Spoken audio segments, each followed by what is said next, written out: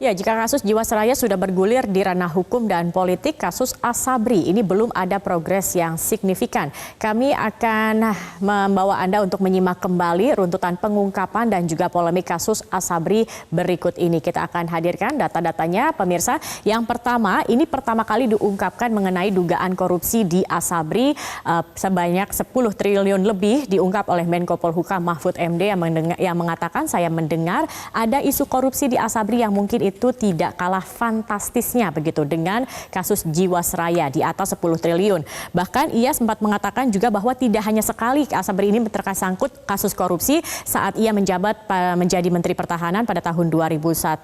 Asabri juga sempat tersangkut kasus korupsi dan sudah diadili, dan kasus korupsinya sendiri ini terjadi pada tahun 1999.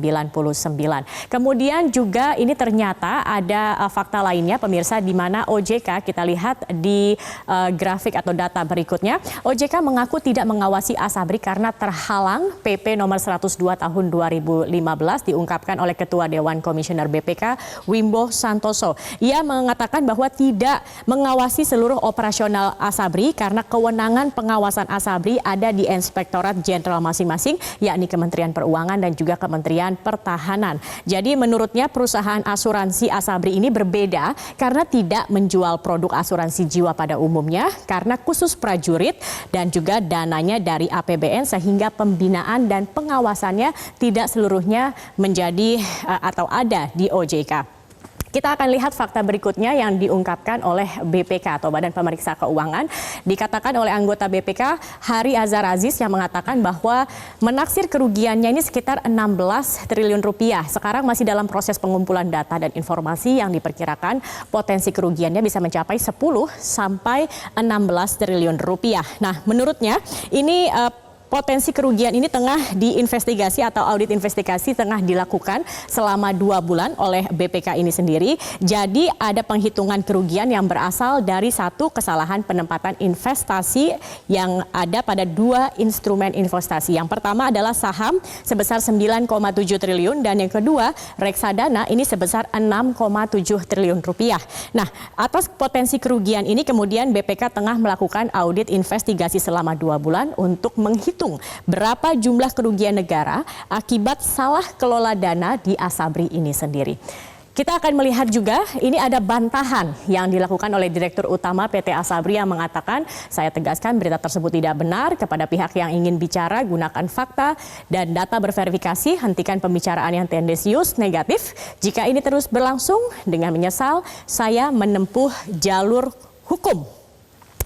Ia mengatakan bahwa iuran yang sudah dibayarkan ini aman, tidak hilang dan juga tidak dikorupsi seperti apa yang tanda kutip dituduhkan sebelumnya begitu. Nah, kita akan melihat kembali fakta berikutnya, tetapi ini sudah terlanjur membesar begitu ya, sudah terlanjur banyak yang menjadi sorotan. Kemudian ada ungkapan dari BPK tadi kemudian, maka Kapolri juga sudah memerintahkan Kabareskrim untuk membentuk tim gabungan. Jadi tim gabungan ini terdiri dari Dir Tipikor dan Krimsus, dan mereka akan melakukan verifikasi serta validasi untuk langkah awal penyelidikan. Dan Kapolri sendiri mengatakan akan memantau langsung setiap perkembangan dari kasus Asabri ini sendiri. Nah, kita akan melihat sebenarnya Asabri ini sendiri apa sih, pemirsa? Kalau kita lihat di sini PT Asabri Persero merupakan BUMN yang bergerak di bidang asuransi sosial dan juga pembayaran khusus pensiun anggota atau pembayaran pensiun khusus prajurit TNI dan juga anggota Polri serta PNS Kementerian Pertahanan. Dan kalau kita melihat dana pensiun iurannya ini sendiri diambil dari gaji, di mana 4,75% dari gaji, untuk tunjangan hari tua dan perumahan adalah 3,25% dari gaji, dan untuk dana kesehatan adalah 2% dari gaji. Nah, iuran ini sendiri memang sudah diatur dalam keputusan Presiden nomor 8 tahun 1977. Nah, kita akan melihat seperti apa perkembangan kasus ini, dan sudah ada rekan saya Ade Mulia yang akan berbincang dengan narasumber. Silakan, Ade. Baik, Zaki Arfan, terima kasih. Dan pemirsa, asuransi sosial bagi prajurit TNI, Polri, dan ASN di lingkungan Kementerian Pertahanan ternyata tidak diawasi Otoritas Jasa Keuangan. OJK berdalih tidak bisa mengawasi karena terganjal oleh PP nomor 102 tahun 2015. Mencuatnya dugaan korupsi dana nasabah Asabri. Tentunya ini mencengangkan karena oleh karena itu kita sudah ada komisioner dari Ombudsman, Bapak Alamsyah Saragi. Selamat pagi, Pak Alamsyah. Pagi, Ade. Pak Alamsyah, ini kasus Asabri memang sangat mirip dengan Jiwasraya. Baik nanti pengusutannya, baik kemudian juga modusnya, lalu kemudian penyelesaiannya akan sama atau seperti apa? Ya, saya selalu mengatakan ini kasus serupa tapi tak sama gitu ya. Serupanya itu dalam konteks bagaimana mereka mengelola investasi. Ya. Dan aktor-aktornya juga mirip gitu. Tapi tidak samanya kalau Jiwasraya dia mendapatkan pemasukan dari menjual produk, Asabri dia sifatnya asuransi mandatori. Dia mirip dengan Taspen, sehingga orang semua dipotong langsung dari gajinya. Mirip BPJS Ketenagakerjaan, BPJS Kesehatan begitu ya? Itu yang untuk urusan begitu. Sehingga dia sedikit lebih untung karena mengalami kelancaran arus kas. Cash flow-nya lancar. Tapi bukan berarti kemudian dari sisi investasi kita anggap tidak ada masalah. Itulah yang kemudian dipersoalkan. Sehingga menurut saya sudah jauh dari prinsip konservatif di sebuah perusahaan asuransi dalam mengelola investasi. Ini yang kenapa pada saat itu juga kami memantau di Ombudsman sejak Oktober dan kemudian tiba-tiba DPR mulai memanggil, kita lihat kok baru Jiwasraya dan Bumi Putra gitu ya, kok Asabri belum masuk karena dia punya pola. Tapi belakangan saya lihat pemerintah dengan aparatnya sudah mulai menangani juga, ada rencana dari kepolisian untuk masuk Asabri tadi. Tapi ini yang mencengangkan adalah ternyata Asabri tidak diawasi oleh OJK. Yang diawasi oleh OJK saja, katakanlah Jiwasraya dan segala macam, ini juga berkasus. Ini tidak diawasi karena katanya terganjal PP nomor 102 tahun 2015. Ini kok bisa ya, Pak Alamsyah? Ya mungkin berpendapat begitu bagi saya nggak make sense ya, sebab undang-undang tentang perasuransian, terus tentang OJK memang punya tugas untuk mengawasi semua lembaga keuangan, perusahaan usaha jasa keuangan. Nah ini karena PT Asabri masuk di dalamnya. Cara melihatnya bukan begitu. Bahwa ada PP 102 2015, kalau saya lihat konsiderannya semua adalah undang-undang yang disusun sebelum ada undang-undang OJK. Itu juga tidak bisa seperti itu menafsirkannya. Silahkan untuk pengawasan eksternal dari sisi pemerintah. Toh pemerintah juga punya wakil komisaris di situ ya. Ini semakin memperkuat bahwa pemerintah harus bertanggung jawab terhadap case ini. Tapi terlepas dari pengawas eksternal dalam konteks korporasi, sebagai bagian dari industri, OJK sebagai otoritas, dia berhak juga untuk mengawasi. Asabri punya kewajiban untuk menyerahkan laporan bulanan. Per bulan begitu ya? Semua standar-standar peraturan OJK kan harus dipenuhi juga. Tidak bisa satu menegasi yang lain, masa PP bisa menegasi undang-undang. Saya kira Pak Wimbo dan kawan-kawan kan juga. Jadi ketika ada undang-undang tentang OJK, Undang-Undang nomor 2 tahun 1992 sebagai basis dari adanya Asabri sudah tidak berlaku lagi begitu ya? Iya, dia tidak boleh tetap harus mengikuti yang belakangan dibikin begitu ya. Saya kalau mau lebih halus lagi kita lihat PP yang nyantelnya ke konsiderannya pada undang-undang yang lama tidak bisa menegasi undang-undang yang baru. PP nomor 102 tahun 2015 nyambungnya basisnya ke yang tahun 1992, bukan ke undang-undang OJK. Bisa dilihat di dalam PP itu konsiderannya kan. Jadi menurut saya satu memang error dalam menyusun itu ya. Tapi sudah terlanjur disahkan, Ombudsman nggak boleh juga untuk menyatakan satu undang-undang sebelum dia diuji di peraturan perundangan sebelum dia diuji untuk dinyatakan dulu. Tapi dalam kaidah secara umum tidak bisa kita jadikan alasan untuk menegasi undang-undang OJK.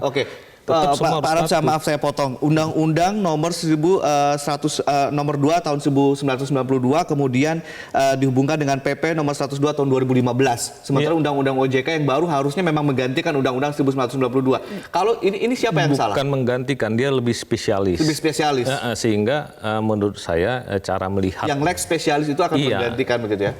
Walaupun ada PP itu bukan berarti OJK kemudian tidak berperan, tidak kehilangan perannya, tetap harus patuh. Pertanyaan orang orang kan kemudian, loh kalau begitu nggak efisien dong, terlalu banyak. Salah sendiri kenapa bikin PP itu. Jadi sudahlah, menurut saya jangan berdebat-debat di aturan. Faktanya sejak saat ini bagi Ombudsman, semua harus tunduk pada satu otoritas yang namanya OJK. Dialah yang mengatur, maka kemudian kewajiban-kewajibannya equal sama dengan semua perusahaan asuransi. Saya konfirmasi ulang, ini kesalahan dari pemerintah atau OJK yang lempar tangan? Menurut saya satu, kenapa mesti dibikin lagi PP itu? Jadi menurut saya sudah ada ketentuan-ketentuan diatur oleh OJK. Itu tahun 2015 loh. OJK kan sudah ada sebelum tahun 2015. Menurut saya. Yang kedua, menurut saya OJK juga tentunya tidak bisa juga menyatakan tidak terlalu kuat untuk mengawasi. Dengan power yang dia punya, tetap semua harus patuh. Ingat, bisnis asuransi ini adalah bisnis sipil. Jadi tidak ada privilege di wilayah itu. Jadi kami tetap nanti akan melihat bagaimana tingkat kepatuhan terhadap regulasi yang sudah diterbitkan oleh OJK.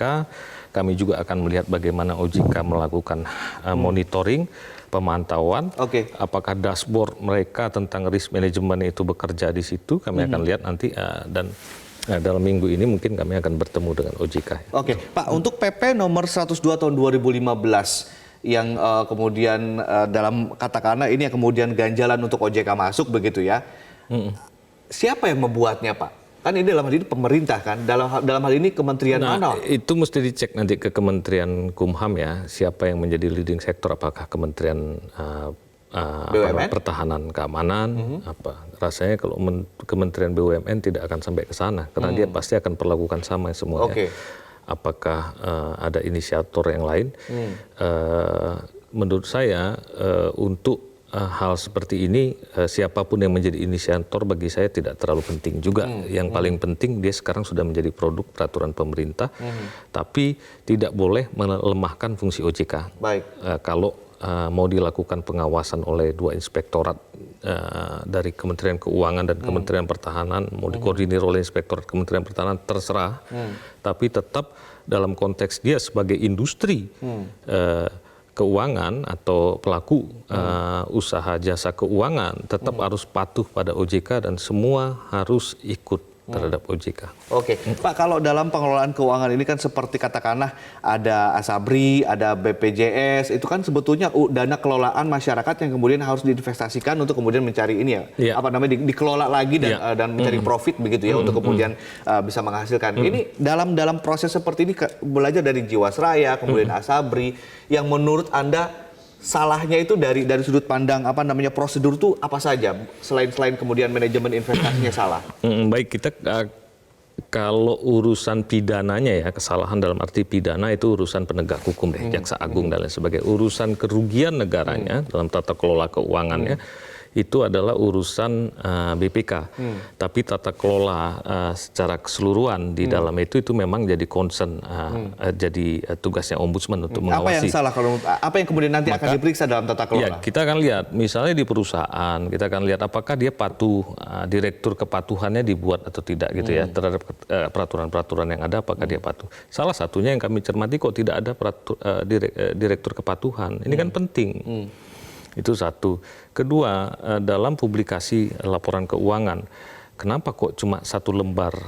Alaman bagaimana konsumen bisa mau tahu ini perusahaan menginvest dananya kepada saham-saham yang bagus atau tidak. Setelah kami cek juga di peraturan OJK, ternyata memang kewajibannya hanya dalam bentuk satu lembar format. Maka kami akan berusaha nanti juga untuk mendalami macam apa standar baku publikasi. Pak Alamsyah, nanti kita akan ulas lebih detail lagi soal kepatuhan ini dan juga tata kelolanya yang akan kemudian menjadi concern dari Ombudsman. Nanti kita akan ulas usai jeda, dan pemirsa tetaplah bersama kami. Metro Pagi Prime Time akan kembali usai jeda.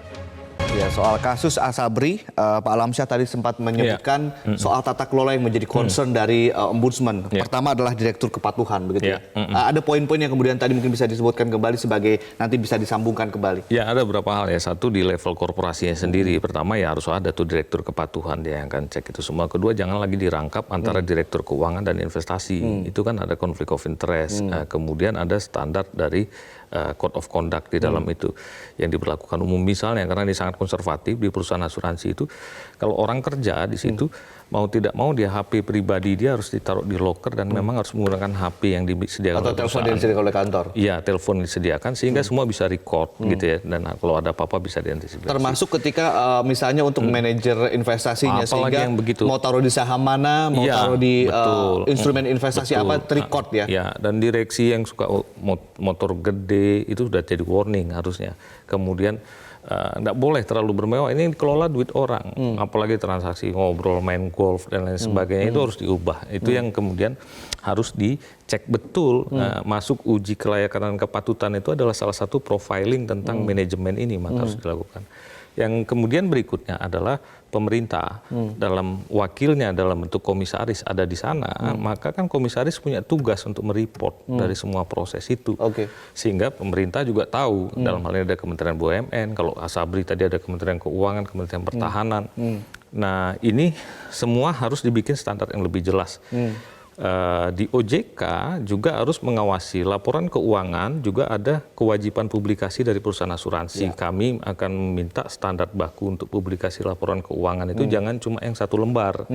Jadi sebaiknya disertakan juga daftar investasi. Yang detail gitu ya? Ya, tidak terlalu detail, tapi daftarnya ada harga pembelian berapa, harga sekarang berapa, sehingga konsumen waktu dia mau deal dengan perusahaan asuransi itu bisa lihat, oh investasinya kok high risk gitu, nggak jadi gitu ya. Itu kan OJK punya tugas melindungi konsumen. Kedua, sistem complaint handling di OJK ketika ada aduan dia harus berupaya keras untuk menyelesaikan dengan mediasi, jangan terlalu legalistik.